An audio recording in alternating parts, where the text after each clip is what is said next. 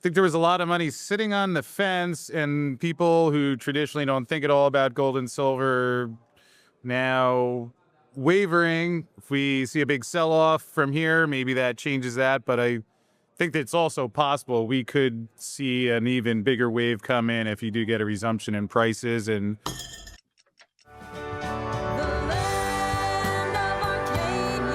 Well, hello there, my friends. Chris Marcus here with you for Arcadia Economics. And for today's show, we actually have some coverage from the New Orleans Investment Conference just about a week and a half ago, where I sat down with the great Charlotte McLeod, talked about what was happening with silver. And actually, you can look back, see if I got things right about a week or so ago and how they've played out so far. And one last note I'll mention before we start, did attend the Silver Institute dinner last Thursday, and I guess my key takeaway was that Philip Newman, who was there for on behalf of Metals Focus and did a presentation during dinner, I asked my question of did they think this was a temporary band-aid, the 55 million ounces of silver that have gone over to London, or a long-term solution? And let's just say I didn't find anyone there who wanted to short the idea of this being a temporary band-aid. So perhaps even bigger takeaway is that I know there's a tendency to think that the banks or the government knows how this is going to play out, although I would point out that's not the case. There's time on the clock, game is tied in the fourth quarter. We'll see what happens, although I will stand by my claim that it seems hard to imagine, especially with the silver supply also getting low in China now. But in either case, just some things to think about. And with that said, here is today's show.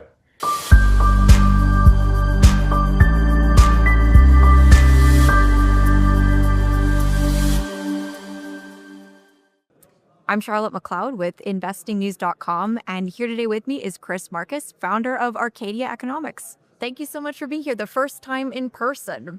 Charlotte, I'm honored to be here. It's just wonderful to see you as always, and certainly, as usual, interesting times in gold and silver land, and nice to be here in New Orleans, where people seem happier this year than last time I remember. So thanks as always for having me. Of course, of course. We've got lots to get into today. And I thought since we're at the conference, the New Orleans Investment Conference, you've been out and about on the show floor today.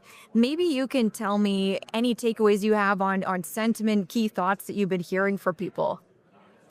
Well, I guess the main thing is that I heard from Brian London, who runs the show. I think they're 25% higher than they were expected or than normal. So I think it makes sense. You see, was not here the last couple of years, but he was saying as opposed to the recent years, there's more people, which obviously I think the gold and silver long timers are a bit happier these days than they've been in recent years. And also, I'll follow up on that, but I would imagine we have seen, as you and I have talked about before, generalist and mainstream money coming in.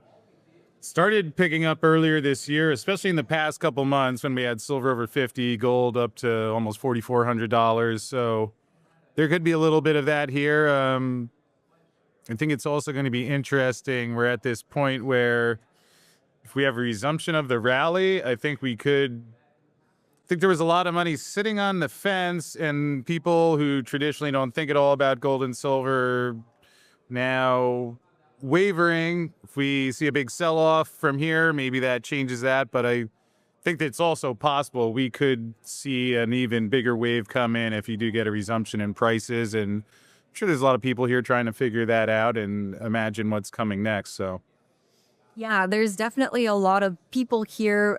I think it's mixed is what I'm getting so far. There's people who are definitely optimistic and they see this pullback as a buying opportunity.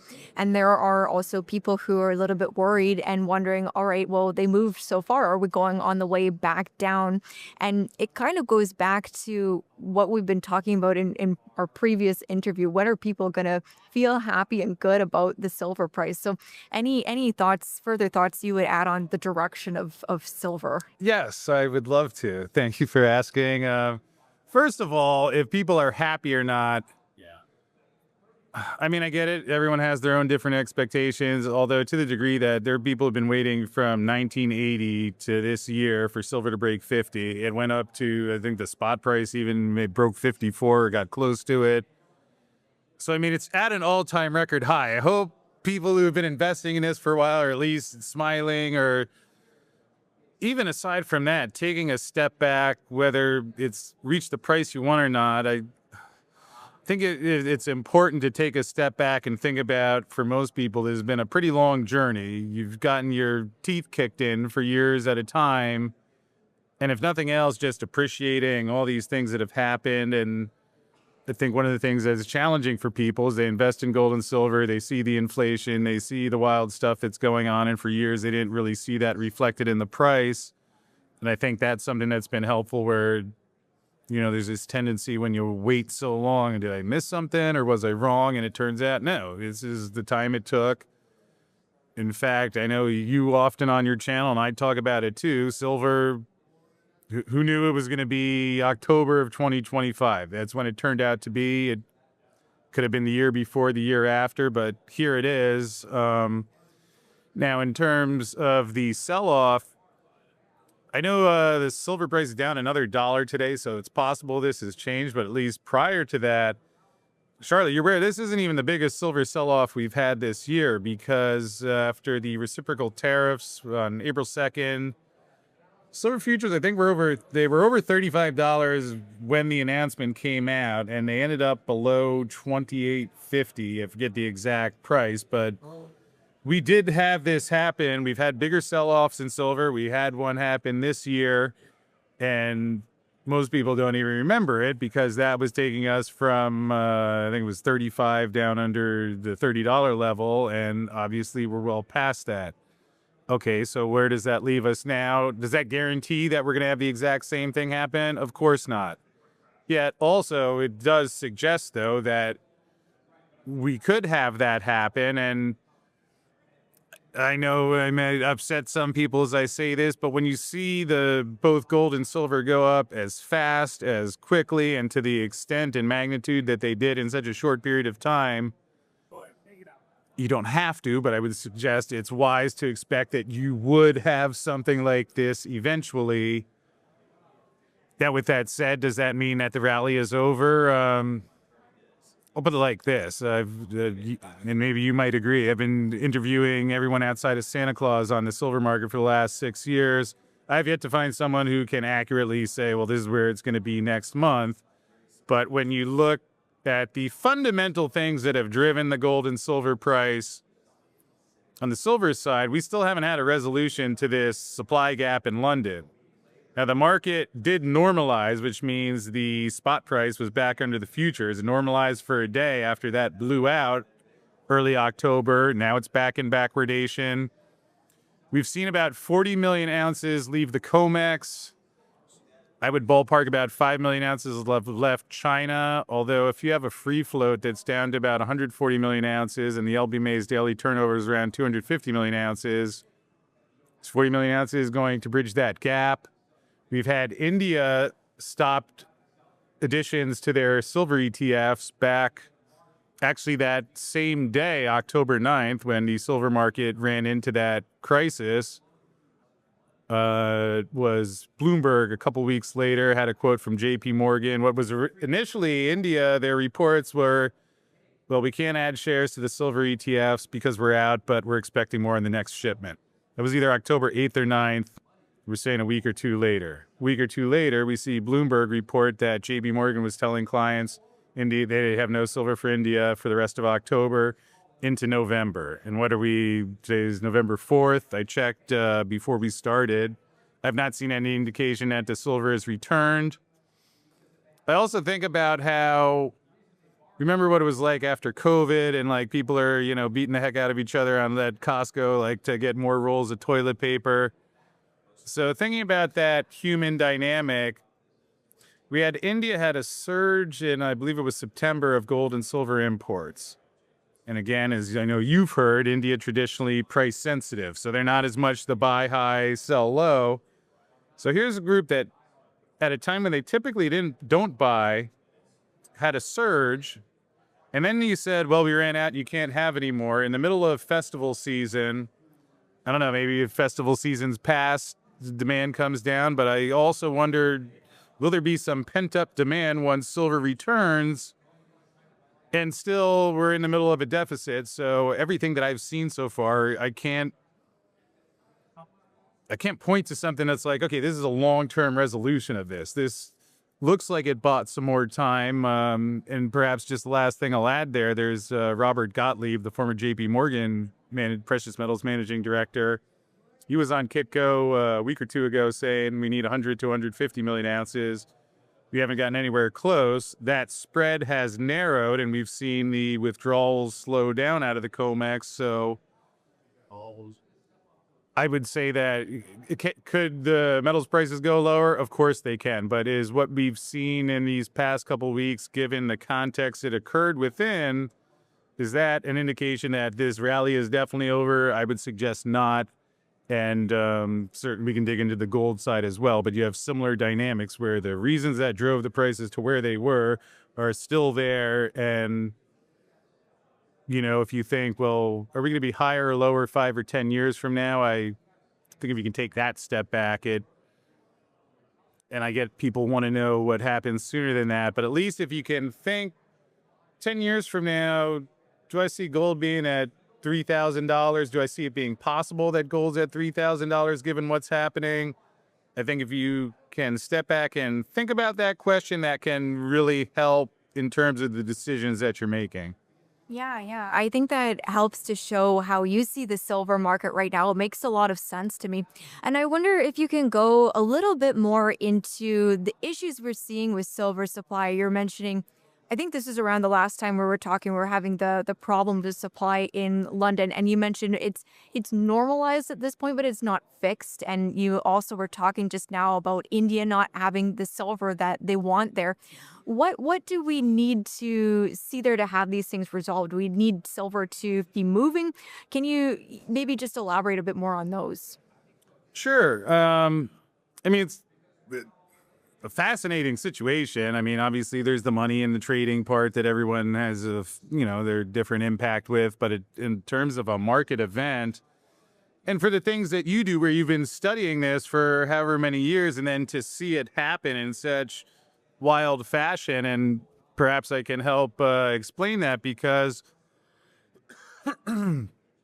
one thing is I've seen places where they say silver shortage. Now, I always try to be careful with that word because, especially, if you're in media and talking about it and knowing that there's the belief, which I think is reasonable, that we could have a gap at some point, which I'm kind of getting like the initial warning flares of now. So I don't think we have, well, I'll say that I was thinking we don't have a global silver shortage, because right now, when I hear people say the COMEX is about to break, is that possible? Sure, although all that metal has gone over to the COMEX. So if there's ever been a time where the COMEX isn't in position to have a problem, they have about 500 million ounces of silver, which is 200 million ounces more than earlier this year. Now, on the other hand, in London, they have a silver short, or they had, I guess it's eased slightly with some of the metal going back there, but they were experiencing a silver shortage. What was also interesting about that Bloomberg article I mentioned, they said, according to someone familiar with the LBMA's thinking, they were saying this wasn't a geographic dislocation, but a genuine silver shortage, which that was also after the Royal Mint was talking about delays. You know how when people always say about, if we run out of silver, and it seems like everybody always uses Samsung and Apple as the example of an electronics manufacturer. Well, the Royal Mint is not an electronics manufacturer, but do you want to call that industrial? I mean, they use silver to make their product, and they're talking about delays. And shortly after that happened, the LBMA is saying, at least according to Bloomberg, they don't think this is just the silver's here and not there. And over in India, I think it's pretty clear and straightforward. They have a silver shortage. They cannot buy it right now. So do we have an overall silver shortage? I was thinking not, but I found that LBMA quote in Bloomberg article quite intriguing. And what happened is that because you have the silver in COMEX, but you have a shortage in London, that's why the market went into what's called backwardation, where normally the futures trades at a higher price than the spot price. But because there was you saw the price in London getting bid over, which is called backwardation, which doesn't normally happen.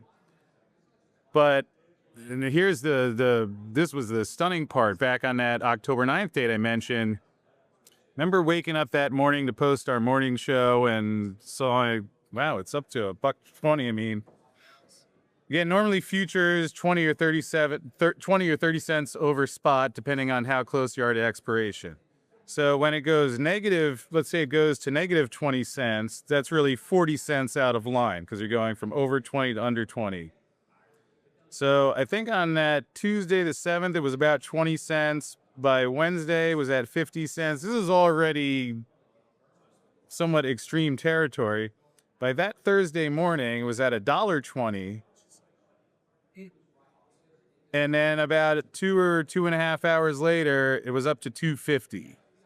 So that, when I mentioned before the day the silver market broke, that was really the epitome of that. And when the price was over, that's when silver started leaving the COMEX.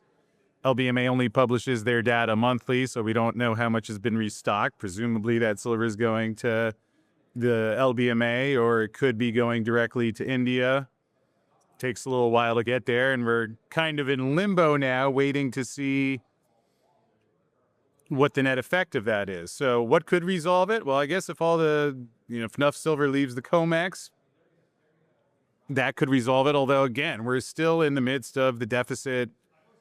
And I guess you could say now the conditions have changed in the mining equities market. But, if it's going to take a couple years or decades for that silver to come to production, I still think we're in the same net position that there's a mismatch, and we're seeing this unravel. And the fact that market exited backwardation and was normalized, where futures over the spot about a week ago, and then it went back into backwardation. So clearly an indication this isn't solved. I don't know that there's really, I don't see a long-term resolution out there. It's like when you have someone checkmate on the board, you can, maybe the answer's under the table or over there. You can keep. But it reminds me almost like the U.S. balance sheet situation. You can sit here and say, well, maybe we can get them to look over there and we'll slide this under the table, but it's bankrupt. You're going to have to do something. I think the possibility that eventually there's some sort of gold revaluation is growing. And if I may distinguish, just to be clear, we have what's already been introduced in legislation through that Strategic Bitcoin Act. There's policy about that, not enacted yet, but in its legal stages, where you can read that document and see they talk about revaluing the Fed certificates. The other more extreme case is if at some point we have a Sunday night where it's like, hey, we're raising the gold price to 15 or 20,000, which would allow them to knock off more debt. Even that is a short-term solution, because let's say they raise the price to 30 grand, remark the Fed certificates, pay off a chunk of debt. But if this situation doesn't change, that's what hit me the other day, where 50 or 75 years from now, unless you have the government stop spending, you're still in that wheel, which is why at the end of the day, hey, if you paid $4,200 for gold and it's below 4,000 now, when you start thinking through some of these things, let alone the whole dynamics with China, the move to onshore, and how all this gets funded, what happens to the bondholders, that leaves me feeling that as the years go by, and I get it, because we talked about it last time. Well, do you go out and buy gold now at 4,000 as opposed to when it's just had a historic move? And if I were trading in and out of it, probably not. Although if I'm thinking, well, if I want to leave something there for the longer term and I take that step back, then that again, I think helps make the decision easier for people. Well, and I think on the note of how does this have further to go, etc., you wrote recently about how some of the big banks are going on a bit of a hiring spree because they want to hire gold and silver traders. They want to maybe also offer vaulting services. So maybe you can speak about that, because I think that adds to the case in some way.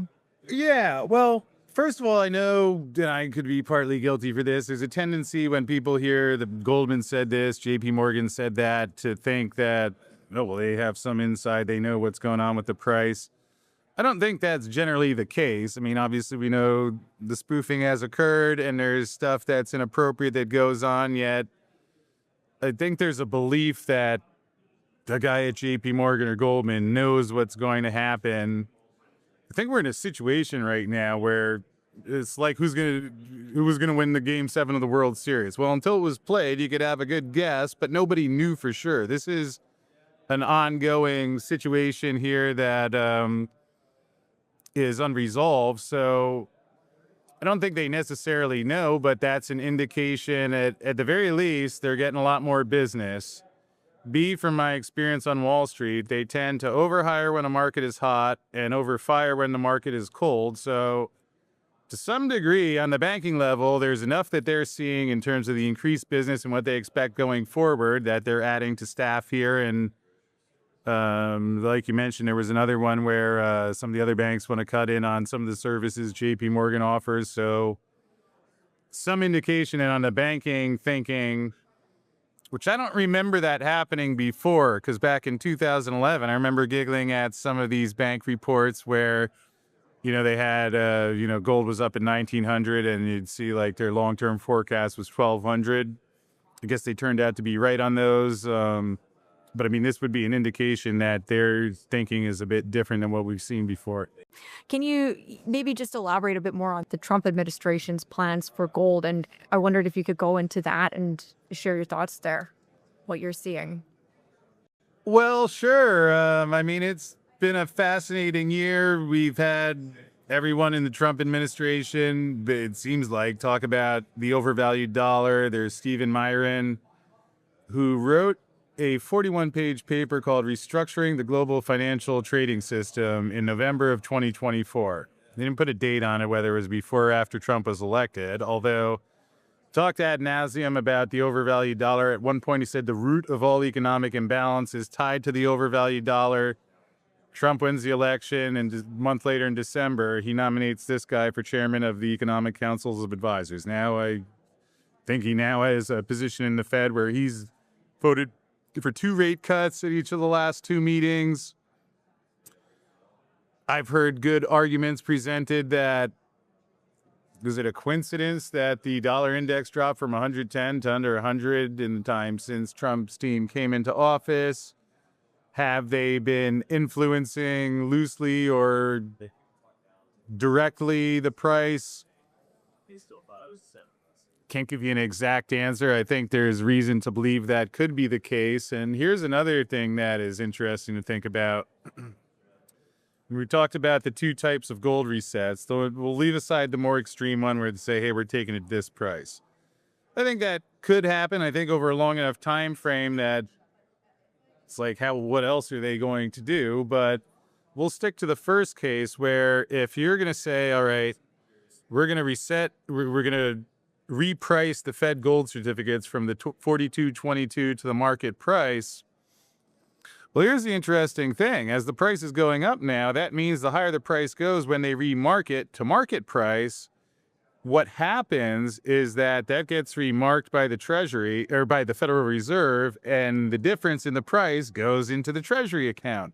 So the higher the gold price goes now, the more money the Trump administration would get by enacting that move. And I heard, I think people know I'm a big Luke Gromen fan, and he had some interesting comments that I agree with, where I think for a long time it was viewed the U.S. and government forces, well, hey, if we see gold and silver screaming, that's a reflection that people are losing faith in our currency. I tend to agree with Luke that I think we're at the point where even the Washington establishment realizes, oh, like, okay, we have a problem now. This, what we've been doing the last 50 years. And you even heard Scott Bessent, I haven't seen him say it, but I saw the quote where he said the rise in gold price has been good for the U.S. And I would say what I just mentioned is one of the big reasons why. So it seems like a different shift there in terms of what they want, what the incentives are, and I've tried listening to years. Think we're seeing that play out right now. Some of it you got to read the tea leaves, so it's not a matter of someone's writing it down in policy. But if you look, part of it they've told you. They've said the dollar's too high. They've said they want to bring manufacturing back, and you can do that. You're gonna need a lower dollar to balance these things out. So it's one of the rare cases where this time they're telling you what's going to happen, and it's happening.